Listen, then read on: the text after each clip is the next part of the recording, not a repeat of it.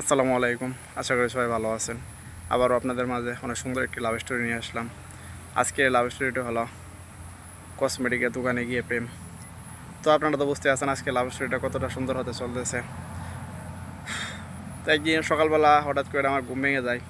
ঘুম ভাঙার সাথে সাথে আমার ছোটো বোন আমাকে ডাক দিয়ে বলতেছে যে ভাই আমার কিছু কসমেটিক লাগবো।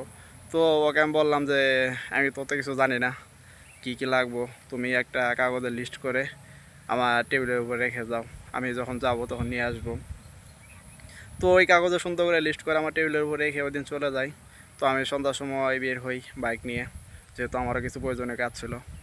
তো আমি গিয়ে আমাদের শহরের নামকরা একটি কসমেটিক দোকানে চলে যাই। সে জায়গায় গিয়ে দেখতে পাই অনেক সিরিয়াল, অনেক মানুষজন সেখান থেকে কেনাকাটা করতেছিল।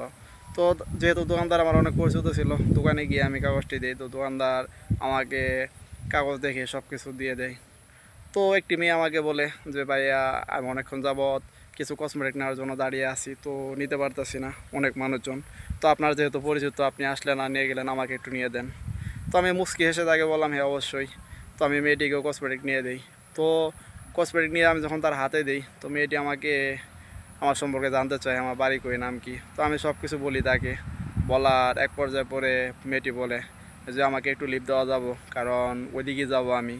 তো আমিও তাকে লিফট দিই, আমি সাথে করে নিয়ে আসি। তো হঠাৎ করে একটি কফি শপের সামনে সে দাঁড় করাতে বলে যে একটু দাঁড় করান, একটু কফি খাই আর গল্প করি। তো এরপরে কীভাবে তাকে আমি প্রপোজ করলাম, কীভাবে তাকে নিজের করে নিলাম, এটা অবশ্যই নেক্সট পার্ট লাভ স্টোরিতে দিয়ে দিব। তো আপনারা তখন পর্যন্ত যারা আমার লাভ স্টোরিটি শুনলেন তাদেরকে অসংখ্য ধন্যবাদ।